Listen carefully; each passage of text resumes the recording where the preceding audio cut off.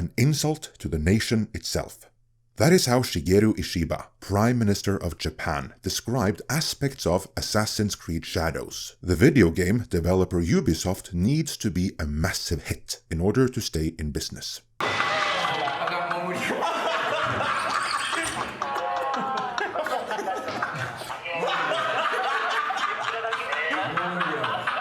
Yeah, that's not going to happen.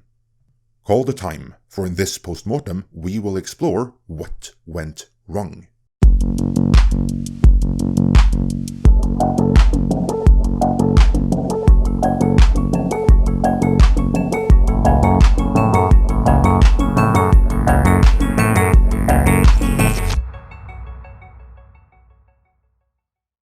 This video is sponsored by Black Forest Supplements. While all eyes are on Disney and Snow White failing at the box office, there is another DEI failure happening right now in the video game sphere, namely Assassin's Creed Shadows. And this one has wider entertainment repercussions as well, as it may drag the Black Samurai movie Warner announced last year down the drain with it. As why would Warner invest in a big budget movie covering the same basic story as this AAA video game, if the game flops so badly it even sinks the developer behind it? And as we shall see here, it might, even though developer Ubisoft are going through great lengths to hide that fact. You know what else has been hidden? The insane health benefits of cocoa flavanols, the compounds found in cocoa that boasts nitric oxide, improve heart health and regenerate brain cells. Now, before you roll your eyes like you just flipped through the heavily redacted Epstein files, this isn't some woo-woo nonsense. Let me show you. Harvard scientist Dr. William Lee actually backs this up. Check it out. So, studies have been done to show that the flavonols in cocoa stimulate stem cells to come out of your bone marrow like bees in a beehive in your bloodstream, and they go out and they find wherever it needs to be repaired. If it's in your heart, they'll fix it. If it's in your liver, they'll fix it. If it's in your skin, they'll fix it. And so we can eat foods like high flavanol cocoa in order to be able to actually get the stem cells to work a little bit better. Now, how do we know this actually functions, it works in people? Well, clinical studies have been done with high flavanol cocoa to show that in like men who are in their 60s with heart disease, they could actually just have 2 cups of dark chocolate hot cocoa a day for a month. Yeah. And they doubled the amount of stem cells in their bloodstream, and their circulation improved measurably. And then what's even more important and impressive is that there was a study called the Cosmos study that was completed recently that showed that eating high flavanol cocoa decreases the risk of cardiovascular death. Yeah. Right, over a period like of a statin. Like a statin, right. Exactly. Except made with by eating the same thing that you use to make chocolate. That's incredible. So we're not telling people to go out to have chocolate, which is a confection, which has got a lot of sugar and all kinds of other stuff in it. Yeah. But it's the stuff underneath it, the core of it. That's right, dark chocolate. But here's the thing, flavanols are the good stuff found in cocoa beans, but they're usually destroyed during the chocolate making process. That's where Black Forest Supplements come in. They've created the first ever high flavanol cocoa powder, packed with everything your body actually needs. And it's only 20 calories. I mix it with my coffee or my protein shake. It tastes amazing. This stuff can boost your body's natural stem cell production. Hollywood elites drop $50,000 on placenta stem cell injections, but you can just drink cocoa powder and get the same benefits without selling your soul for it. I've been using this for a while now. Brain fog? Gone. Energy? Up. And let's be real, as men, we need to be strong, mentally sharp, and in peak condition. No one's gonna take care of us but us. Being your own hero starts with physical fitness, lifting weights, building endurance, eating the right foods, and taking the right supplements. Here's the deal. I worked out an exclusive offer with my guy at Black Forest Supplements to hook you up with 40% off for the next 48 hours. But this stuff always sells out, so don't wait. Claim your offer of 40% off now. Hit the link in the description and pin comment to stock up before it's gone. Thanks to Black Forest Supplements for sponsoring this video. And with that, let's get around to the big flop this weekend, other than Snow White.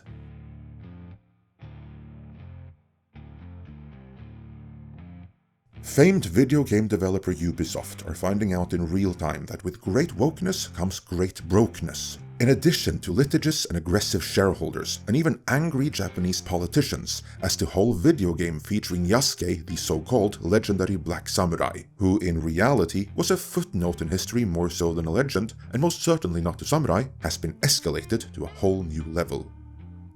While Ubisoft has kept on repeating their mantra of how respectful the game would be to Japanese culture and history, their cultural sensitivity read evidently left a lot to be desired. Because in addition to messing up some key details, it also features video game replicas of very real sacred shrines being trashed and smashed to bits in the game for shits and giggles. And that was a bridge too far for Japanese politicians, who have previously expressed dismay over Yasuke being presented as a historical black samurai at all, which again, he never was.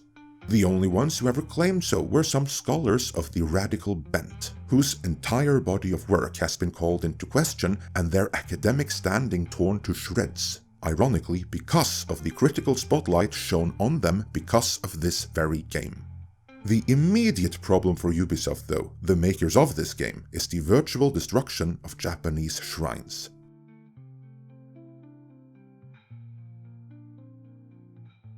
This story comes to us from Bounding into Comics and reads, one of the many historical occasions that players can visit during Naoe and Yasuke's adventure is the Itate Hoisu Jinja Shrine, a Shinto religious site in the Hyogo Prefecture that is said to have been established in 564 as the earthly home of the first local god of matchmaking and nation building and planning trees and achieving victory and happiness, and eventually the totality of the region's 174 resident deities. But more than just visiting the shrine's feudal incarnation and taking in the sights, players can choose to take advantage of Assassin's Creed Shadow's widely destructible environments and go on a rampage within its walls, destroying its sacred artifacts and beating any and all present into a pulp.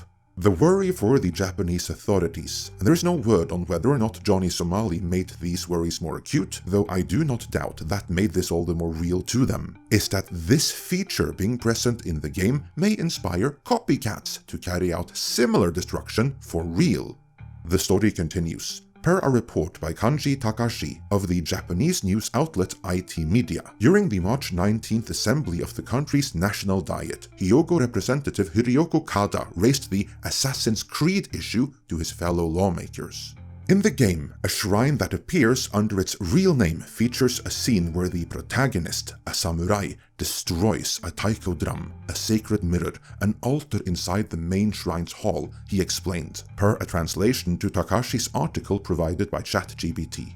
The protagonist can also attack a figure resembling a Shinto priest with a sword and shoot arrows at them, engaging in reckless violence. When I spoke to the shrine's chief priest, he confirmed the game company had never contacted them for permission to use the shrine's name. And jumping forward a bit, from there, Kada directly pressed Prime Minister Ishida for his thoughts on acts in games that belittle other cultures and the associated tourism-related issues. To which the Prime Minister assured him, we will discuss the legal aspects with the Minister of Economy, Trade and Industry, the Ministry of Education, Culture, Sports, Science and Technology, and the Ministry of Foreign Affairs. Defacing a shrine is absolutely unacceptable, he added. Such actions are nothing less than an insult to the nation. To emphasize that one more time, that was the Prime Minister of Japan, tacitly describing the game Ubisoft has bragged about being so respectful to Japanese culture and history as an insult to the nation.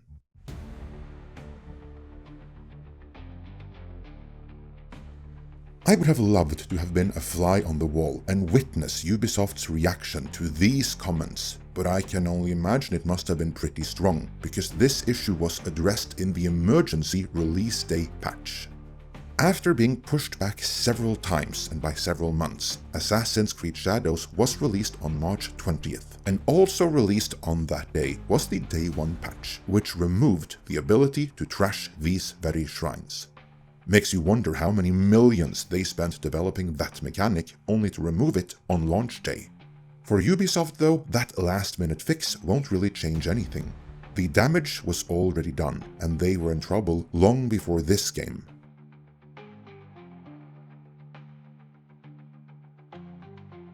Their previous big title, Star Wars Outlaws, was, however diverse and equitable and inclusive it may have been, not the hit with the audience that they needed it to be. And after many other financial missteps going back years, the company's survival is now dependent on Assassin's Creed Shadows knocking it out of the park.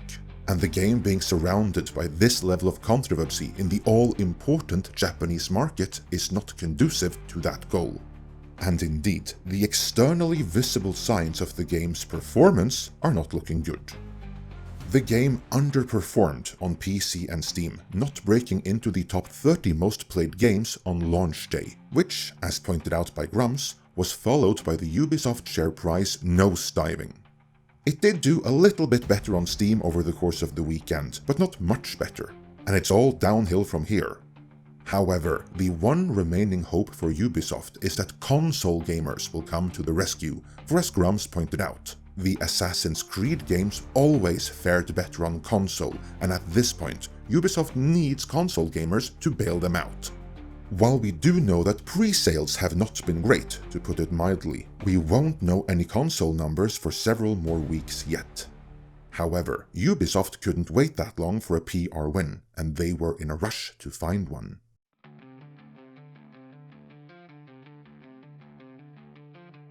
Ubisoft already announced that the game has 2 million players, though without stating how they arrived at that figure. Considering that at the time of making this video, it peaked at 74,000 concurrent players on Steam, claiming an additional 1,936,000 players, of which there is no external evidence, seems high. They didn't say 2 million units sold though, which leads me to think they're pulling a similar stunt to what Amazon did when they needed the then just released The Lord of the Rings, The Rings of Power to come off as a hit. Then, Amazon announced that The Rings of Power premiere draws 25 million global viewers in first day, but the trades were quick to add the hedge Amazon says, because there was no way to independently verify that number. Variety even added, in its release announcing the Rings of Power premiere viewership, Amazon did not specify how it measures a view, nor how much of an episode a user needs to watch to count as a viewer. Later, it turned out that Amazon assumed that every single registered view they could read off in their system was done in a household of 3 or some such, so they announced a crap ton more viewers than they could document. And I would not be surprised if Ubisoft is doing something similar here, though we will be sure to know more in time. If the game really was as successful as they claim though, everyone in Ubisoft can breathe a sigh of relief, because the company is saved, as finally their DEI strategy must have worked.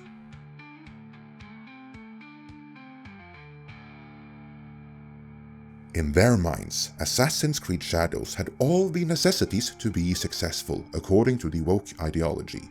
Even though it's set in feudal Japan and claims to be historically accurate, it features a black lead so more can see themselves represented and validated on screen. And to increase representation and validation even more, he is also gay.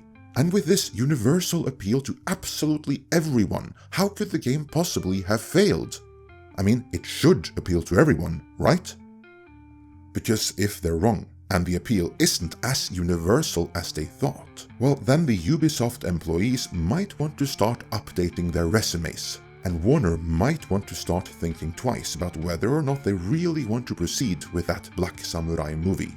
Because if the game does end up underperforming, let alone bad enough to sink Ubisoft, then that suggests demand for a big budget blockbuster movie covering the exact same story might not be all that either.